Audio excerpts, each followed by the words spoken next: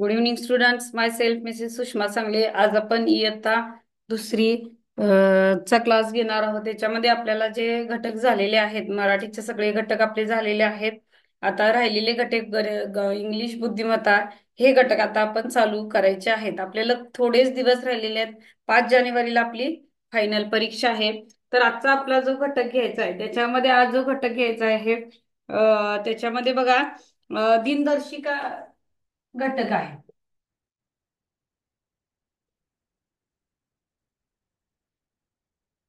दिनदर्शिका. आता दिनदर्शिकेवर कसे प्रश्न विचारतात बघा. तर इंग्रजी महिने आणि मराठी महिने हे दिनदर्शिकेमध्ये काय करतात, उल्लेख केलेला असतो. इंग्रजी व मराठी महिने त्याच्यात मध्ये जॉर्जेनियन वर्ष म्हणजे इंग्रजी वर्ष, म्हणजे ग्रेगोरियन वर्ष म्हणजे इंग्रजी वर्ष, आणि भारतीय सौर वर्ष म्हणजे त्याच्यामध्ये महिना चैत्र वैशाख. म्हणजे त्याच्यामध्ये जर तुम्ही बघितला तर 31 इंग्रजी महिने जे आहेत जानेवारी फेब्रुवारी, महत्वाचे पॉइंट्स मी शिकवणार आहे. इंग्रजी महिने, त्याच्यामध्ये इंग्रजी महिन्यांमध्ये 12 महिने असतात. 12 महिने असतात. ओके. इंग्रजी महिने 12.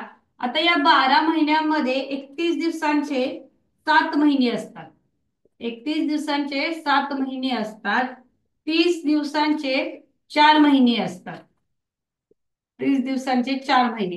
हे कसं काय? तर तुम्हाला माहितीच आहे. आपण काय करतो, आपण कसं मोजतो? हे बघा, जानेवारी फेब्रुवारी मार्च एप्रिल मे जून जुलै ऑगस्ट सप्टेंबर ऑक्टोबर नोव्हेंबर डिसेंबर. मग या आपल्या आताच्या मुठीच्या उंचवट्या उंचवट्या भागामध्ये जो महिना येईल तो महिना जानेवारी 31 दिवसांचा असतो.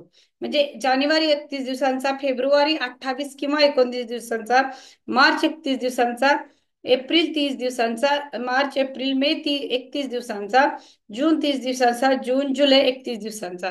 मग आपण काय करायचं, जर आपल्या लक्षात येत नसेल तर आपण अशा प्रकारे काय करायचं, काउंट करायचं. आलं लक्षात?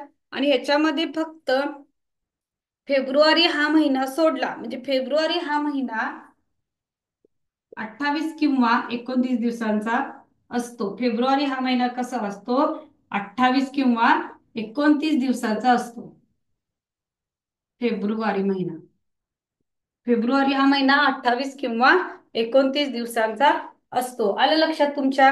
म्हणजे एकूण 12 महिन्यामध्ये 31 दिवसांचे 7 महिने असतात. त्याच्यामध्ये जानेवारी महिना, मार्च महिना, मे महिना, त्याच्यानंतर जून जुलै महिना, कारण की जून आणि जून नाही, जुलै व मे महिना, त्याच्यानंतर जुलै व ऑगस्ट हा 31 दिवसांचा असतो. ऑक्टोबर आणि डिसेंबर हा 31 दिवसांचा असतो. बाकीचे जे राहिलेले असतात ते 30 दिवसांचे. आणि फेब्रुवारी महिना जो असतो 28 किंवा 29 दिवसांचा असतो. लीप वर्ष हे दर 4 वर्षांनी येतं. लीप वर्ष कसं येतं? दर 4 वर्षांनी येतं. हे लक्षात ठेवा. ज्यावेळी फेब्रुवारी महिन्यात लीप वर्ष येतं म्हणजे त्यावेळी 28 दिवस नसतात तर 29 दिवस असतात. लीप वर्षामध्ये फेब्रुवारी महिन्याचे 28 दिवस असतात. म्हणजे प्रत्येक महिन्याच्या लीप वर्ष नसताना एक दिवस पुढे जातो, पण लीप वर्ष असताना प्रत्येक महिन्याचे 2-2 दिवस काय होतात? पुढे जातात. लक्षात? तर हे इंग्रजी महिने 12 महिने असतात. इंग्रजी महिने 31 दिवसांचे 7, 30 दिवसांचे 4, 28 किंवा 29 दिवसाचे, 28-29 दिवसाचा एक महिना असतो. आलं लक्षात? पुढे बघा आता ह्याच्यामध्ये मराठी महिने, त्यालाच आपण भारतीय सौर वर्ष म्हणतो.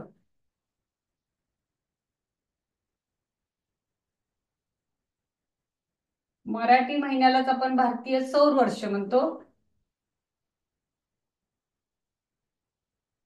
मराठी महिन्यालाच आपण भारतीय सौर वर्ष म्हणतो. त्याच्यामध्ये चैत्र वैशाख ज्येष्ठ आषाढ श्रावण भाद्रपद आश्विन कार्तिक मार्गशीर्ष पौष माघ फाल्गुन असे हे काय आहेत? मराठी महिने आहेत. आता मराठी महिन्यामध्ये सुद्धा चैत्र महिना आहे, हा 30 किंवा 31 दिवसांचा असतो. चैत्र महिना 30 किंवा 31 दिवसांचा असतो. यानंतर वैशाख ज्येष्ठ आषाढ श्रावण भाद्रपद हे जे आहेत भाद्रपद पर्यंत,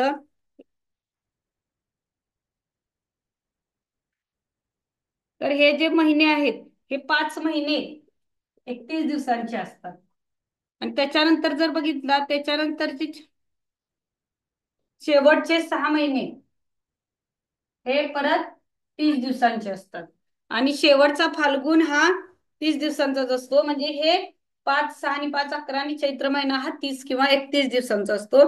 म्हणजे चैत्र सोडला, वैशाख, ज्येष्ठ, आषाढ, श्रावण आणि भाद्रपद, भाद्रपदांचे सगळे महिने 31 दिवसांचे असतात.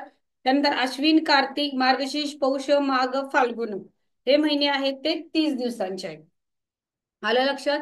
तर अशा प्रकारे आपण काय करायचं आहे, हे लक्षात ठेवायचं आहे.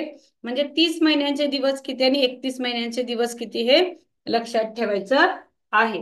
म्हणजे चैत्र महिना हा 30 किंवा 31 दिवसांचा असतो. त्याच्यानंतर 31 दिवसांचे 5 महिने असतात, 30 दिवसांचे 6 महिने असतात. आलं लक्षात? हे सगळ्यात महत्वाचे आहे. आठवड्यामध्ये एकूण 7 वार असतात.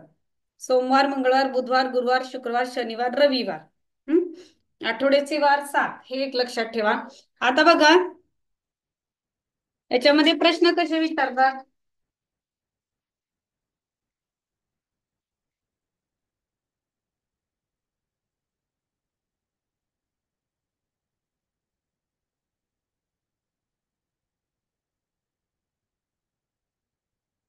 याच्यामध्ये प्रश्न कसे विचारतात बघा. 7 तारखेला गुरुवार असेल, 7 तारखेला गुरुवार असेल तर 11 तारखेला कोणता वार येईल. तर 11 तारखेला कोणता वार येईल. 7 तारखेला गुरुवार असेल तर 11 तारखेला कोणता वार येईल. आलं लक्षात? तर बघा, आपल्याला काय महिना दिलेला नाही, म्हणजे 7 तारखे महिना तोच असणार आहे. याच्यामध्ये महिन्यामध्ये कोणताही बदल झालेला नसणार आहे. आता बघा काय करायचं. 7 तारीख, 8 तारीख, 9 तारीख, 10 तारीख आणि 11 तारीख त्याच्यामध्ये पर्याय दिलेले आहेत. रविवार, सोमवार, बुधवार आणि शुक्रवार. आलं लक्षात? 7 तारखेला गुरुवार असेल तर 11 तारखेला कोणता वार.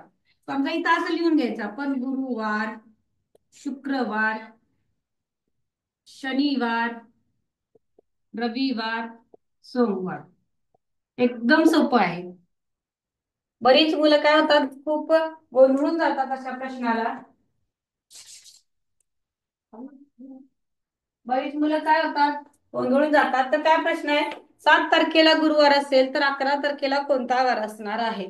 बघा, 7 तारखेला गुरुवार, 8 तारखेला शुक्रवार, 9 तारखेला शनिवार, 10 तारखेला रविवार, 11 तारखेला सोमवार आहे. आलं लक्षात? म्हणजेच काय, असे तारखा मांडून घ्यायच्या. रफ पेज मध्ये प्रश्न असा आला तर त्याच्या खाली काय करायचंय, तोंडी काढायचं नाहीये. किती जरी मुली तुम्ही हुशार असला तरी तोंडी उत्तर काढायचं नाही. काय करायचं आहे तुम्ही, तर असे तारखा लिहून घ्यायच्या, त्याच्या खालोखाल असे किंवा उभ्या पद्धतीने मांडणी करून तुम्ही त्यांचे वार लिहून घ्यायचे आणि कोणता वार येतो हे बघायचंय. तर ग्रेगोरियन वर्षात कोणत्या महिन्यात 28 किंवा 29 दिवस असतात. पुढचा प्रश्न बघा. ग्रेगोरियन काय म्हटलेलं आहे, तर ग्रेगोरियन महिन्यात कोणत्या महिन्यात 28 किंवा 29 दिवस असतात. तर ग्रेगोरियन म्हणजेच काय, तर इंग्रजी वर्ष. ग्रेगोरियन म्हणजेच काय, तर इंग्रजी वर्षा, कोणत्या इंग्रजी वर्षामध्ये 28 किंवा 29 दिवस असतात. तर फेब्रुवारीमध्ये ग्रेगोरियन म्हणजेच काय, तर इंग्रजी वर्ष. आणि सौर वर्ष म्हणजे मराठी वर्ष. सौर वर्ष म्हणजे कोणतं, तर मराठी वर्ष. तर ह्याच्यामध्ये काय लक्षात ठेवायचं आहे की ग्रेगोरियन वर्षामध्ये म्हणजे इंग्रजी महिन्यामध्ये 28 किंवा 29 दिवसाचे फेब्रुवारी हा महिना असतो. ऑक्टोबर महिन्यानंतर कोणता महिना येतो, ऑक्टोबर महिन्यानंतर डिसेंबर महिना येतो. खालीलपैकी कोणत्या महिन्यात 30 दिवस असतात. बघा प्रश्न बघा.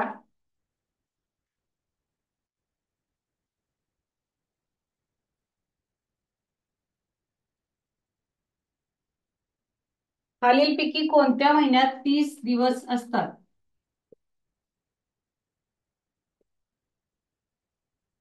बघा, 1 नंबर जानेवारी, दुसरा आहे ऑगस्ट, तिसरा आहे जून, चौथा आहे मे. तर काय करायचं, याच्यामध्ये कोणत्या महिन्यामध्ये किती दिवस असतात हे तुम्हाला शोधून काढायचं आहे. म्हणजे 30 दिवस कोणत्या महिन्यामध्ये असतात, जानेवारी मध्ये, ऑगस्ट मध्ये, जून मध्ये, काय मे मध्ये. बघा, कोणत्या महिन्यामध्ये 30 दिवस असतात. मग जानेवारीमध्ये तुम्हाला माहिती आहे, मी सांगितलेले की हाताच्या उंचवट्यावर तुम्ही बघू शकताय. जानेवारी, फेब्रुवारी, मार्च, एप्रिल, मे, जून, जुलै असं बघितला. त्या उंच भागावर जे महिने येतात ते 31 दिवसांचे असतात बघा. ह्या जे उंच भागावर महिने येतात ते 31 दिवसांचे असतात, लक्षात ठेवा. मग जानेवारी हा सुद्धा 31 दिवसांचा आहे, ऑगस्ट 31 दिवसांचा आहे, मे हा सुद्धा 31 दिवसांचा महिना आहे. म्हणजे याचं म्हणजे ऑप्शन काय ना, जून हा 30 दिवसांचा आहे. म्हणजे आपल्याला 1, 2, 3, 4, म्हणजे हे तिसरा महिना जो आहे,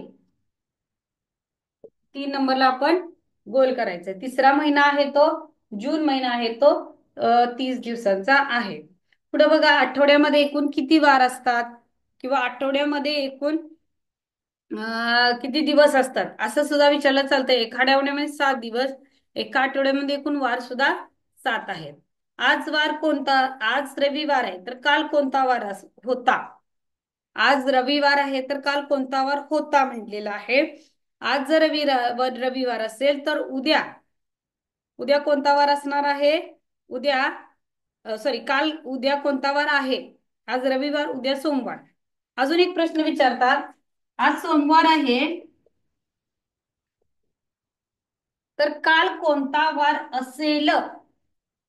बघा, आज सोमवार आहे तर काल कोणता वार असेल, होता. काल कोणता वार होता, सॉरी, कोणता वार होता. तर आज जर सोमवार असेल तर काल रविवार होता. आज जर मंगळवार असेल तर उद्या कोणता वार असेल, किंवा परवा कोणता वार असेल. आज जर मंगळवार असेल तर परवा कोणता वार असेल. आज मंगळवार, उद्या बुधवार आणि परवा गुरुवार असणार आहे. परवा गुरुवार असणार आहे. आलं लक्षात. म्हणजे याच्यामध्ये असे प्रश्न विचारतात, भारतीय सौर वर्षात आषाढ महिन्याचा क्रमांक कितवा येतो. पुढचा प्रश्न बघा, भारतीय सौर वर्षात आषाढ महिन्याचा कितवा क्रमांक येतो. आता भारतीय सौर वर्ष चैत्र, वैशाख, ज्येष्ठ, आषाढ असं आपण करायचं आहे. चैत्र, वैशाख, ज्येष्ठ, आषाढ कितवा महिना आला हा, तर चौथा महिना आला. म्हणजे भारतीय सौर वर्षात, म्हणजे मराठी वर्षात, मराठी महिन्यात, सौर वर्ष म्हणजे मराठी, भारतीय सौर वर्षात आषाढ या ह्याचा कितवा हे असतो, तर चौथा क्रमांक असतो. वर्षामध्ये, एका वर्षामध्ये एकूण किती दिवस असतात, तर एका वर्षामध्ये एकूण 365 दिवस असतात बघा. आणि समजा प्रश्न विचारला तर की एका वर्षाच्या लीप वर्षामध्ये किती दिवस असतात, तर एका वर्षाच्या लीप वर्षामध्ये 366 दिवस असतात, लक्षात ठेवा. एका वर्षाच्या लीप वर्षामध्ये 366 दिवस असतात. आणि नॉर्मल नुसतं एका वर्षामध्ये किती दिवस असतात विचारलं तर 365 दिवस असतात, हे लक्षात ठेवा. पुढे बघा,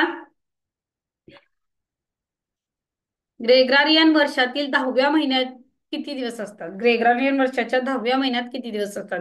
ग्रेगोरियन म्हणजे तुम्हाला माहिती आहे की इंग्रजी वर्ष. आलं लक्षात. इंग्रजी महिने, जानेवारी, फेब्रुवारी, मार्च, एप्रिल, मे, जून, जुलै, ऑगस्ट, सप्टेंबर, ऑक्टोबर. तर हा आलेला आहे ऑक्टोबर महिना. मग ऑक्टोबर महिना हा 31 दिवसांचा असतो. ऑक्टोबर महिना हा किती दिवसांचा असतो, 31 दिवसांचा असतो. कार्तिक महिन्याच्या आधी कोणता वार येतो. कार्तिक महिन्याच्या अगोदर कोणता वार येतो. चैत्र, वैशाख, ज्येष्ठ, आषाढ, श्रावण, भाद्रपद, अश्विन, कार्तिक. अश्विन, कार्तिक, अश्विन महिना हा येतो. आलं लक्षात. अशा प्रकारे तुम्हाला काय करतात, प्रश्न विचारतात. किंवा चुकीची जोडी, मगाची प्रश्न दिला 30 दिवसांचा कोणता, 31 दिवसांचा कोणता, अशा प्रकारचे प्रश्न दिले तर ते तुम्ही सोडवायचे आहे. पुढचा पाठ आहे, आपण घटक घ्यायचा आहे. आता ह्याच्यावर मी सगळे प्रश्नांची उत्तर तुम्हाला सॉल्व्ह केलेली आहे. पुढे आहे आपला भूमिती.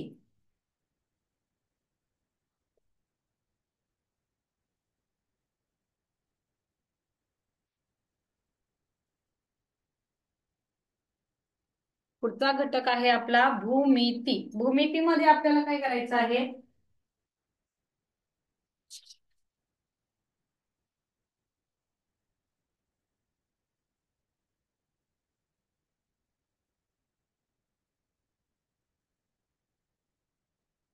बघा, भूमितीमध्ये काय विचारतात प्रश्न?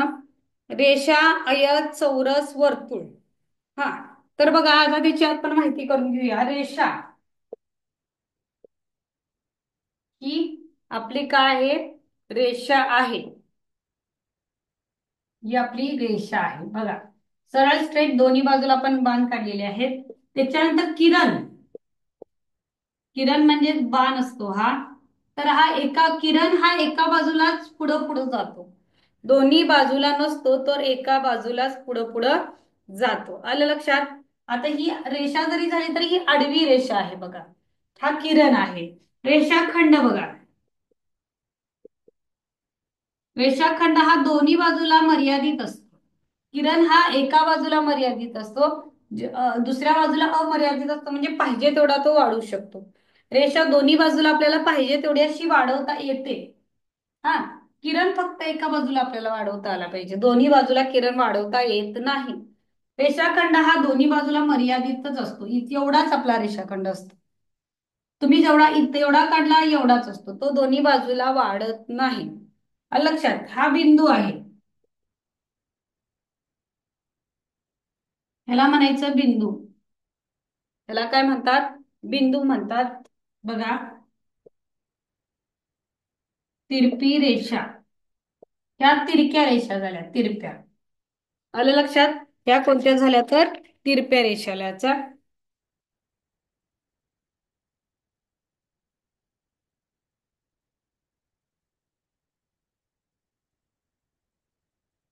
ह्या उभ्या रेषा झाल्या.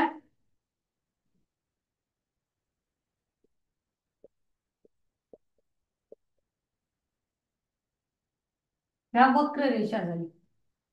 ही कोणती आहे? वक्र रेषा आहे.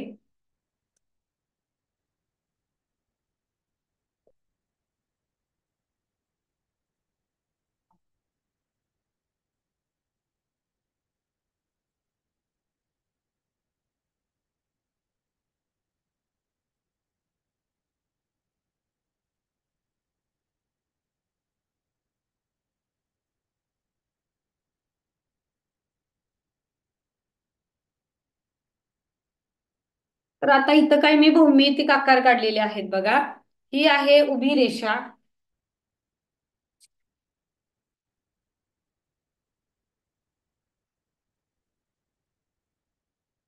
ही आहे उभी रेषा. ही आहे वक्र रेषा. वक्र रेषा म्हणजे काय? जी रेषा अशी होऊन अशी जाते, ती वक्र रेषा आहे. हा आहे त्रिकोण. त्रिकोणाला फक्त तीन बाजू असतात. त्रिकोणाला तीन बाजू असतात. तीन कोण सुद्धा असतात. ह्या इथे एक, इथे एक, इथे एक, हे कोण असतात. इथे रेष मारून दाखवणार बघा, हे कोण झाले त्रिकोणाचे. तीन बाजू आणि तीन कोण ह्या त्रिकोणाला असतात. चौरसला बघा, चौरसाच्या चारी बाजूने या समान मापाच्या असतात. चौरसाला चार कोण असतात. चौरसाच्या चारी बाजू या समान मापाच्या असतात. आयत, आयताच्या पुढे बघा, आयताच्या समोरासमोरील बाजू या समान असतात. आयताच्या समोरासमोरील बाजू समान असतात. म्हणजे जसं त्रिकोणाच्या ह्या तीन बाजू असतात, तीन कोण असतात. चौरसाच्या चारी बाजू समान असतात. आयताच्या समोरासमोरील बाजू समान असतात. आयताच्या समोरासमोरीलच बाजू समान असतात, म्हणजे समोरासमोरील बाजूंची लांबी सारखी असते. वर्तुळाला एकच कडा असते. वर्तुळाला ही एक कडा असते, म्हणजे वर्तुळ हा गोलाकार असतो. वर्तुळ हा गोलाकार असतो. बांगडी, उदाहरणार्थ बांगडी, नाणी, बॉल, हे सगळे गोलाकार असतात. आता चौरसाला चार बाजू असतात, त्या समान लांबीच्या असतात. आयत जर बघितला तर आपल्या दरवाजाचा आकार हा आयतासारखा असतो. किंवा डस्टर, आता हे डस्टर जे आहे त्याचा आकार सुद्धा हा आयतासारखा आहे. आलं लक्षात? तर याच्यावर सुद्धा आपल्याला कसे प्रश्न विचारतात आपण बघूया. खालीलपैकी आयताची आकृती कोणती, असे प्रश्न विचारतात. आता हे पहिल्यांदा एवढं लक्षात घ्या की ही उभी रेषा आहे, ही वक्र रेषा आहे, त्रिकोण, चौरस, आयत, वर्तुळ, या तिरप्या रेषा आहेत, बिंदू, हे रेषाखंड आहे. रेषाखंड दोन्ही बाजूला मर्यादित असतात. किरण एका बाजूला अमर्यादित असते, एका बाजूला मर्यादित असते. त्या रेषा आहेत, रेषा दोन्ही बाजूला मर्यादित असतात.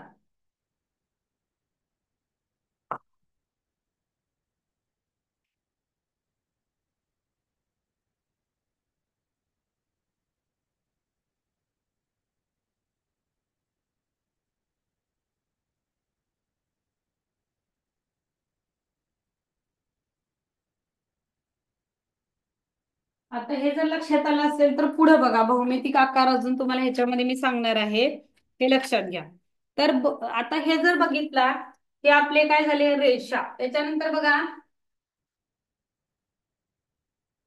किरण, रेषाखंड. हा आपला शंकू आकार आहे बघा. हा जो आहे तो शंकू आकार आहे. हा जो आहे तो शंकू आकार आहे. त्याच्यानंतर इष्टिका चिती. इष्टिका चिती. इष्टिका चिती हे विटाच्या आकारासारखी असते. विटेच्या आकारासारखी इष्टिका चिती असते. आलं लक्षात? ही आहे इष्टिका चिती. परत दंडगोल.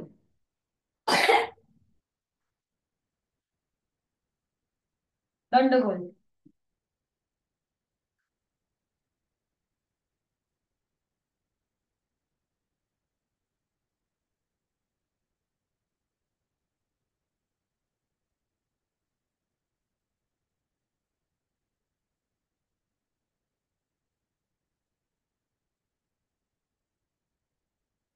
त्याला म्हणायचं दंडगोल. दंडगोलला एकच कडा असते वरती, इष्टिका चिती. आलं लक्षात? आणि घन बघा. इष्टिका चिती म्हणजे ही विटेच्या आकारासारखी असते. इष्टिका चिती ही विटेच्या आकारासारखी असते. घन.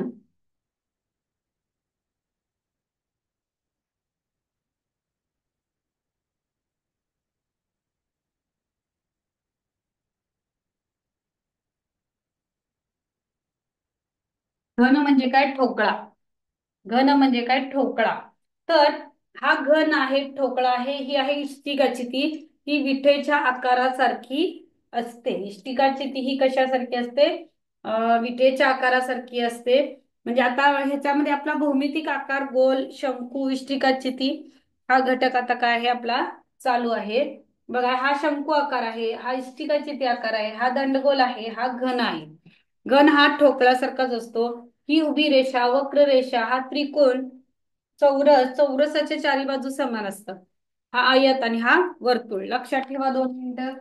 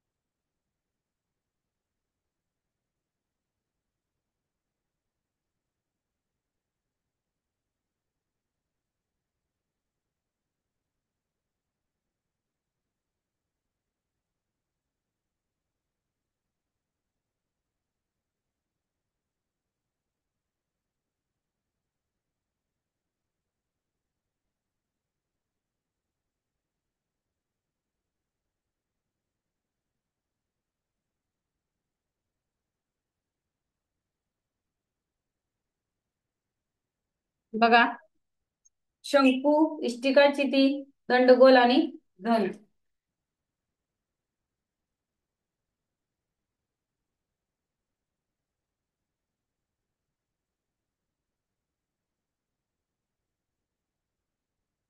आता आपण 22, 23 आणि 24 हे घटक बघितले. 22, 23 आणि 24. ओके. ह्याच्यामध्ये बघा आता प्रश्न कसे पडतात आता आपण बघायचं आहे.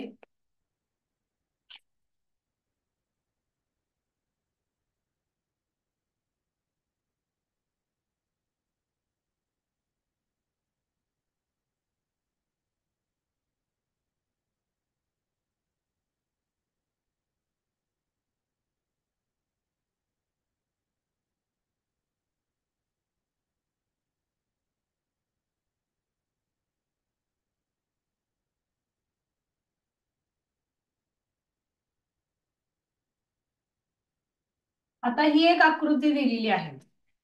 तर वरील आकृतीत एकूण वक्र रेषा किती आहेत? एकूण वक्र रेषा, एकूण आहे वक्ररेषा किती आहेत? वक्ररेषा अशा आहेत. तर या आकृतीमध्ये वक्ररेषा एक आहे. वरील आकृतीमध्ये उभ्या रेषा किती आहेत? उभ्या रेषा एक व दोन आहेत. वरील आकृतीमध्ये आडव्या रेषा किती आहेत? वरील आकृतीमध्ये आडवी रेष एक आहे. वरील आकृतीमध्ये त्रिकोण किती आहेत? वरील आकृतीमध्ये त्रिकोण दोन आहेत. वरील आकृतीमध्ये चौकोन किती आहेत? वरील आकृतीमध्ये चौकोन दोन आहेत.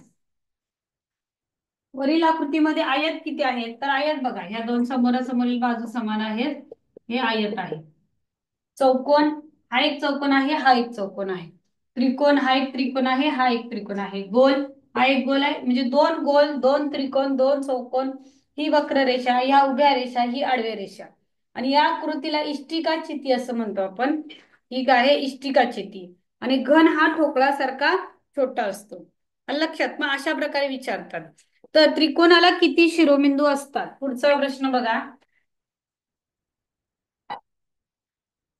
त्रिकोणाला किती शिरोबिंदू असतात? आता हा त्रिकोण आहे.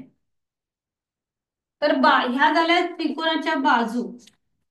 त्रिकोणाच्या तर शिरोबिंदू एक, दोन आणि तीन ह्या त्रिकोणाच्या शिरोबिंदू आहेत. एक, दोन, तीन ह्या त्रिकोणाच्या शिरोबिंदू आहेत. चौरसाला किती बाजू आहेत? आता हा चौरस आहे. चौरसाला एक, दोन, तीन, चार बाजू आहेत, चार शिरोबिंदू पण आहेत. लक्षात.